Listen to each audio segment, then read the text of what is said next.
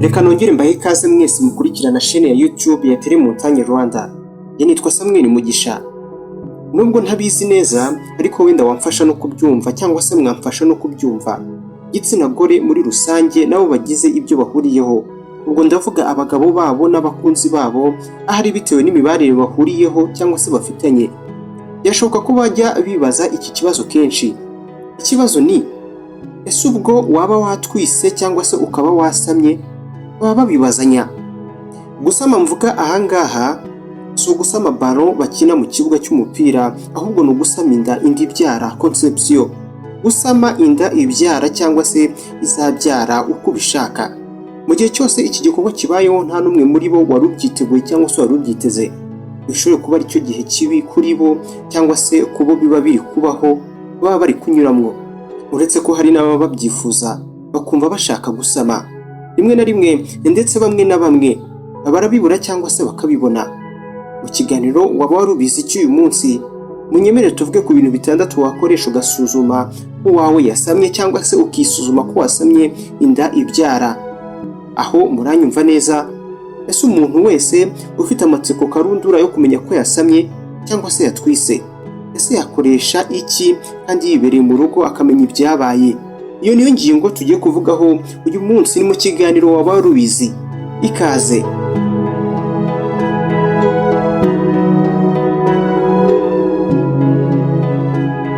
Tugendeye ku rubuga rwa internet rutangaza inkuru z'ubuzima, dushakishe muri Google nawe wisomere. Ni urwitwa healthline.com. Ni urubuga rutangaza inkuru z'ubuzima. Uyu munsi turakomoza ku bintu bitandatu byagufasha kuvumbura niba hari impinduka zabayeho mu nda yawe. Ukaba wamenya niba hari igikurikira cyangwa se niba wakwicara ugatuza ugategereza ibyishimo mu gihe cyose icyo gikorwa cyaba kizakugwa neza. Uyu munsi inda y'umukobwa cyangwa se umugore iyo ibaye nini cyangwa se akabura imihango, nibura bagomba gutangira kuba yakeka ko atwite. Inyabona nibikubaho ugomba gukeka ko kabaye.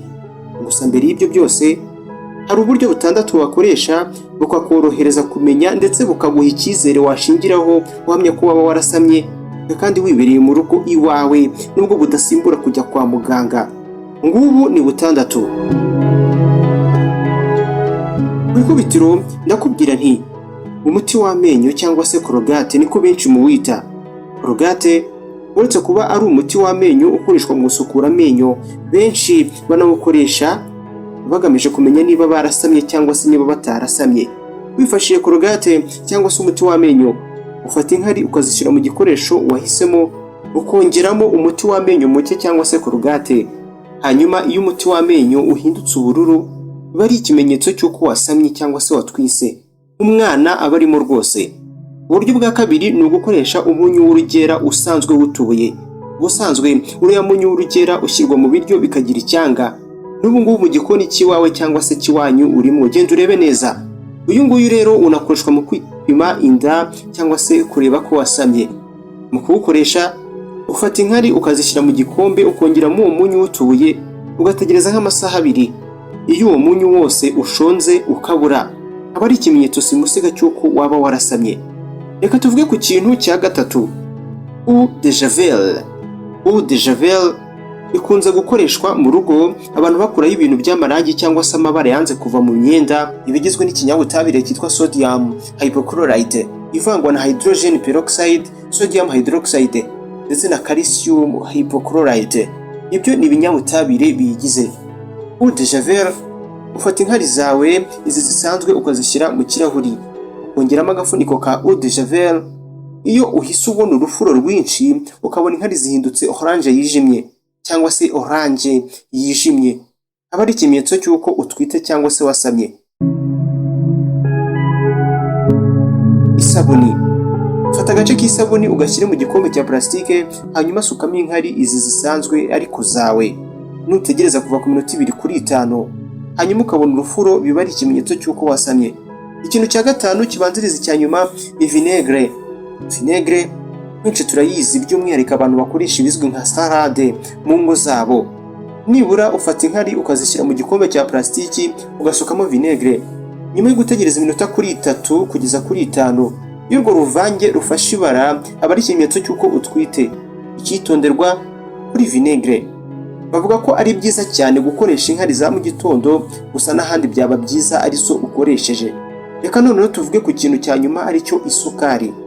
Iyo ufashe isukari ukayishyira mu kirahuri kirimo inkari, igahita ikora ikintu cy'ikibumbe gikomeye cyane, aba ari ikimenyetso cy'uko wasamye cyangwa se utwite. Muribuka ayo yose ni amakuru tuvana ku rubuga rwa interineti rutangaza inkuru z'ubuzima rwitwa healthline.com. Rushakishe muri Google wandike www.healthline.com nawe wisomere.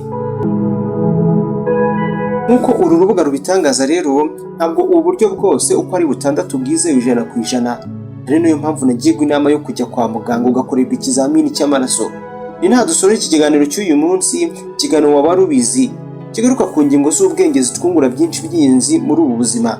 Ushaka ibindi birenze kuri iyi ngingo, manuka munsi y'iyi video ureba hano tukurandije ijambo subscribe uhakande tuzajya tubana mu biganiro byacu byose mu buryo bukoreye cyane. Nitwa Samuel Mugisha, musigarana amahoro y'Imana naho gutaha.